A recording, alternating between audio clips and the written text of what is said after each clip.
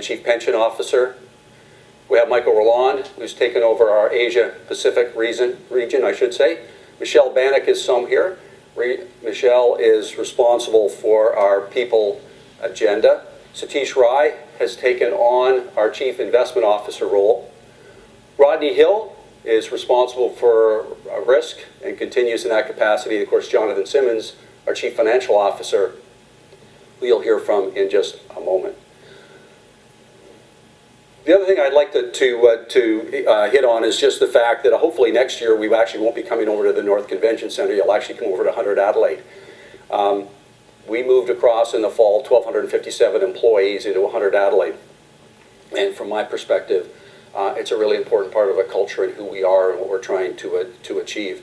So I'd very much like to share the opportunity for you to come and frankly, come visit us in our home if you could come and do that.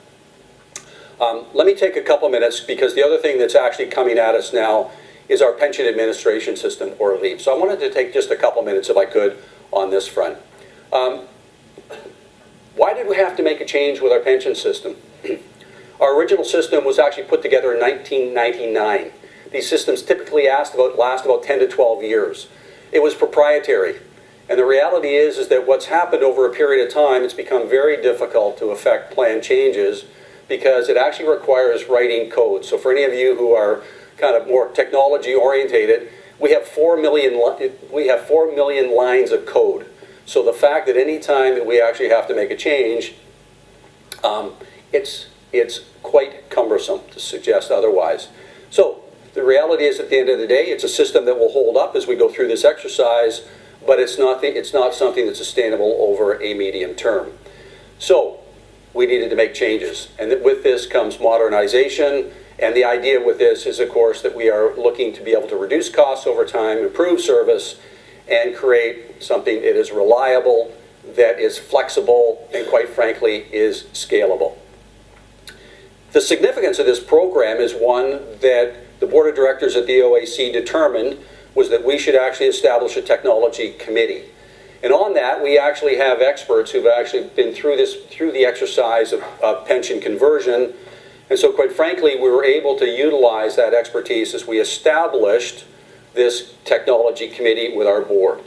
And it was important, frankly, for two reasons. Because when you think about the conversion, this is something that affects, our 470,000 plus members at the end of the day, is that this goes to the heart of our brand. And so obviously the execution of this is terribly important, and of course at the same time there's a cost that's associated with it, but we really felt there were two important things. So that was the rationale behind making sure we had the right governance model in place, and those are the changes that we made.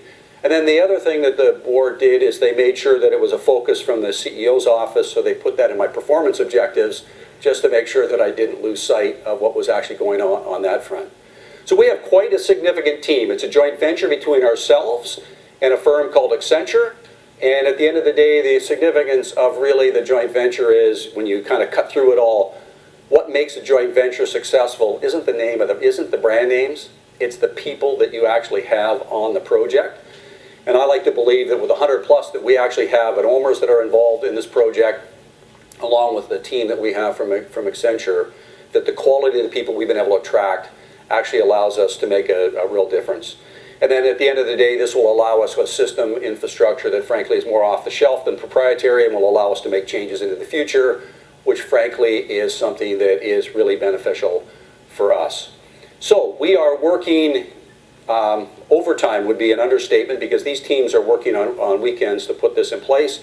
We are getting what we call business ready, which really means our pension group is really getting itself in a position where we really understand what it is that we're going to be bringing in and accepting. So that over the next, I'll call it 6 to maybe as much as 12 months, we are getting ourselves organized to do this. So there's a couple things that I think are important on this front that you should know. Nothing affects the payments as it relates to our members because that comes through an outsourced program with ADP. So there isn't anything that's touched. That's kind of on autopilot at the end of the day. The business readiness piece, as I described, is really fundamental, and that's the piece that we're spending the time on. The board has said to me, and the technology committee has said to me, Michael, don't compromise speed for quality. Don't compromise speed for quality. And so I will assure you that one of the things as we work through is we will make sure that we have the pieces in place so we can create a seamless transition. And with that, we are developing right now communications programs so we can come out and make sure that people are cognizant of kind of where we're at, because it's at that stage where we want to make sure that we have that type of communication out with you. Let me just take a couple seconds here on planning, because I think this is really important, and this is really, I think, going to play into when Paul shares with you on our plan design. I mean, fundamentally, what have we been doing at OMERS? We've actually been positioning ourselves and thinking, because as a plan, we have long-dated liabilities. And as our liabilities drive what we do at OMERS, I think it's really fundamentally important that we are thinking out into the long term about those liabilities, which is really about how we make reference to the longer term, or what we reference on the slide you're looking at, the 2030 strategy. You've seen the medium-term strategy, which is kind of a 5-year program, which is the 2020 strategy. And of course, we think about what we're doing on an annual basis, because we've talked to you, and we will be talking to you, about our annual returns. But the whole concept of the planning and how that engages your board and management and gets out into the community, I think is really fundamental. And I think this is a significant change and advancement. And I'm very proud of how we're thinking about this at OMERS. So much work underway. So what are you really looking at here?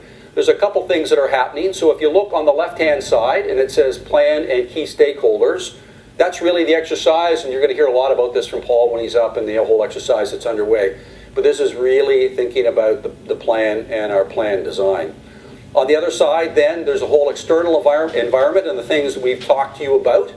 And these are significant elements that are out in the world today that have an impact on us, and I'll hit on a couple of them in just a second. This is the framework that we're operating on, from governance through risk, through our plan design and our investment program. And this is all part of how we'll link our strategy and our thoughts going forward. But these are actually allowing us to really get out and talk to you and understand about how we should be thinking about the future. So these are some of the things that are coming at us, and there shouldn't be a surprise, because these have been points of conversation for a last number of years, probably close to a decade. But the reality is plan maturity is changing. 2 workers for every retiree at OMERS on its way to one-to-one relationship. Longevity. Marvelous that we're actually living longer. That also has an implications as it relates to the design of our plan. Economic factors. Well, guess what? Every morning I wake up, the first thing I ask myself is, should I look on my screen to find out what the U.S. President has tweeted across the news today? And I can't help myself. I'm addicted, so I do. And so the reality is, though, that has implications across a lot of things that we do. Talked about workforce trends, because the reality is there's lots of things out there through artificial intelligence and otherwise that have potential to impact us. So again, these are all things we're just simply trying to think about to make sure that we're not completely surprised if some of these things actually come to fruition. And then, of course, our federal government with CPP enhancement has also adjusted the program, and I know Jonathan's going to talk a little bit about that later. So that's what I wanted to cover with you this morning. And at this juncture, I'm actually going to pass it over to Jonathan to take you through a bit more detail. Thank you.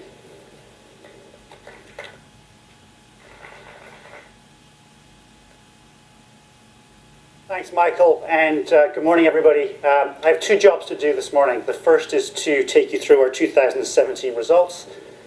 You've already had a sneak peek, and I'm sure you've read the press release and had a look at the annual report. And also pick up on those 5 trends that Michael referenced and just spend a little bit of time drilling into those.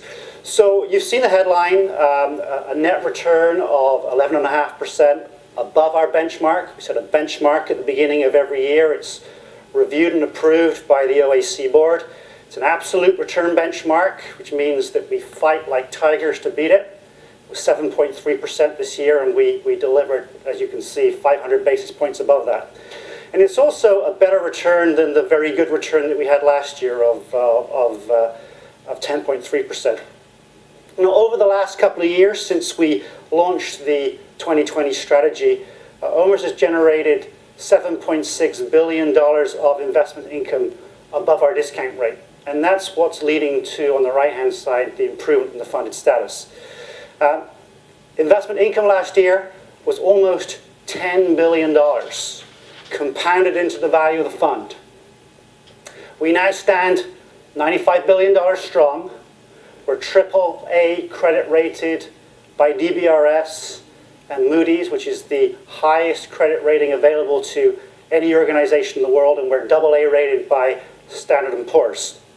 And our funded ratio, as you've heard from Marianne and you've heard from Michael, has improved for the 5th consecutive year with a lower discount rate. And Michael has already touched on the discount rate. I'm going to spend a few moments talking about that in a moment.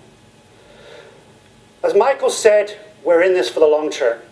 The youngest member of our pension plan is 14 years old. The oldest is 107. That means we have a 90-year relationship with our members, and when you add on survivors, it's now above 100 years. And so that means that when we look at investment returns, yeah, the one-year return is interesting, but it's the longer-term investment return history that I'm interested in when I look at our results. And you can see them there. Very strong 3-year, very strong 5-year return, a 20-year return above our discount rate. 10-year return is still being dragged by the impact of the great financial crisis in 2008. If we deliver around our operating plan for this year and those numbers drop off, you'll see that pop to 8.5% next year when the 2008 year drops off. That was a negative year for OMERS of a negative 15% return. Always serve to remind us that markets move in cycles. We've had some good results recently. We have to prepare for the times when the results go against us. But where did the results come from this year? Well, the good news is that all of our asset classes performed very strongly in 2017. You can here see the returns by asset class. Fixed income, tremendous result in fixed income, 4.3%.